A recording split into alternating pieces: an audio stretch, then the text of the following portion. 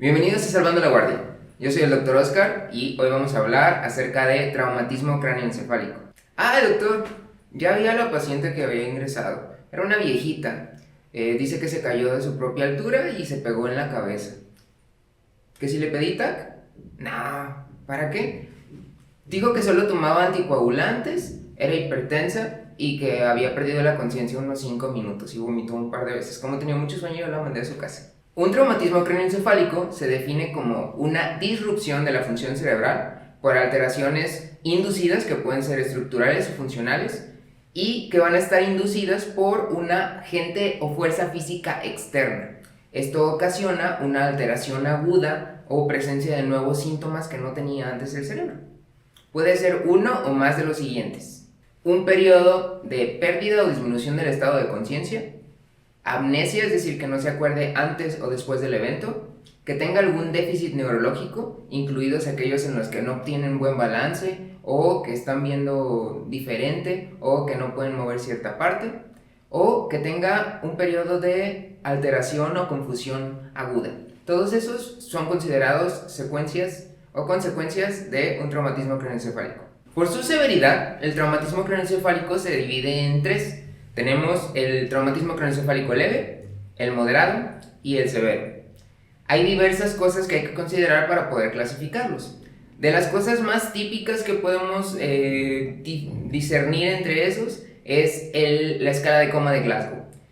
Cuando tenemos una escala de coma de Glasgow de 14 o 15 se considera leve, cuando es de 9 a 13 se considera moderado y por debajo de los 9 ya se considera un traumatismo craneoencefálico severo.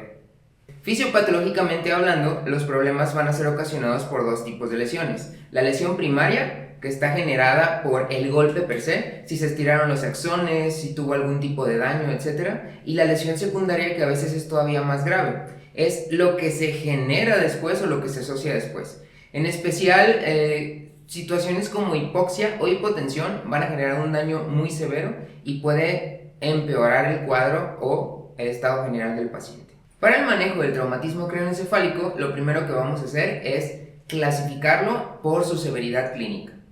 ¿Cómo vamos a hacer esto? Bueno, mediante un interrogatorio breve y una exploración física muy dirigida, sobre todo enfocada al Glasgow y ciertos datos. Esto nos va a permitir cuantificar de una manera aproximada el riesgo que tiene el paciente, principalmente de edema cerebral y de sangrado intracraneal. ¿En qué pacientes estaría indicado solicitar un estudio de imagen como una tomografía simple de cráneo para descartar riesgo principalmente? Bueno, aquellos pacientes que tengan traumatismo craneoencefálico moderado o severo, aquellos de edad avanzada, otros que tengan comórbidos que los predispongan a alto riesgo de sangrado o que estén con anticoagulantes o antiagregantes plaquetarios, los pacientes que presenten algún tipo de pérdida del estado de conciencia a pesar de que hayan tenido un intervalo de lucidez previo, y aquellos que tengan riesgo o sospecha de fractura del cráneo o los que hayan presentado algún déficit neurológico, ya sea focal o convulsiones. En todos ellos hay que solicitar este estudio porque es posible que no estemos percibiendo que tienen algún tipo de lesión que puede ser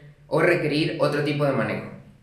Para el abordaje de un traumatismo cráneoencefálico severo, se sugiere utilizar el descrito en el ATLS, A, B, C, D, E. Recordemos que ante un traumatismo de esta magnitud es importante que tenemos que asumir una posible lesión cervical hasta no demostrar lo contrario. Entonces hay que inmovilizar cuello y evitar el riesgo que podría generar la movilización cervical. Tenemos que evitar a toda costa como objetivos circunstancias como hipoxia, hipotensión y ya sea hipo o hiperventilación. La normocapnia es esencial. Podemos aportar oxígeno suplementario para tratar de mantener una saturación entre 90 y 93%. Pero, ¿cuáles serían los criterios para intubar a ese paciente? Bueno, el primero es un Glasgow menor a 9. Segundo, que tenga incapacidad ese paciente para poder proteger su propia vía aérea, sobre todo si hay riesgo de broncoaspiración. El otro es que a pesar de que ya el oxígeno suplementario no esté cumpliendo un 90% de saturación. Recordemos que mantener las cifras de oxígeno arterial es primordial en estos casos. Con el objetivo de proteger y optimizar la oxigenación a nivel cerebral en traumatismos craneoencefálicos severos, con el fin de ayudar a disminuir los eventos de hipoxia cerebral, se desarrolló una mnemotecnia que se conoce como The Mantle. T, de temperatura. Hay que evitar que el paciente esté hipertérmico, temperatura entre 36 y 37.5 grados centígrados. H, de hemoglobina. Hay que mantenerla entre cifras de 8 y 12 gramos por decilitro. E, de electrolitos y estado ácido-base. Hay que mantener el sodio entre 135 y 145 y un pH de entre 7.35 y 7.45. M, de metabolismo. Hay que tratar de mantener la presión de perfusión cerebral entre 60 y 70 milímetros de mercurio. Recordemos que esta es el resultado de la presión arterial media menos la presión intracraneal. A, de presión arterial. Hay que mantener una presión arterial sistólica arriba de 110 milímetros de mercurio. N, de nutrición y glucosa. Hay que tratar de mantener una glucemia entre 110 y 180 miligramos por decilitro. T, de target de oxígeno. Procurar mantener una presión parcial arterial de oxígeno entre 80 y 110 milímetros de mercurio. L, de ventilación mecánica protectora. Recordamos usar volúmenes tidales bajos y evitar que las presiones estén demasiado incrementadas. E, de edema y control de la presión intracraneal. Mantener la presión intracraneal a menos de 22 milímetros de mercurio o un diámetro de la vaina del nervio óptico menos de 5.5 milímetros o tomar TACs seriados para asegurarnos que esto no esté ocurriendo.